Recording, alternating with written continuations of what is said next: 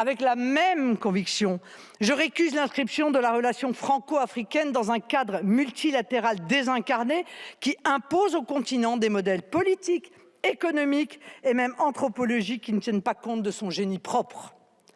Comme je l'ai dit à cette même tribune il y a tout juste un mois, que ce soit en Afrique ou dans d'autres régions du monde, la politique étrangère de la France doit s'enraciner sur la reconnaissance préalable de deux certitudes. L'existence des nations participe à la diversité du monde et donc à la richesse de l'humanité.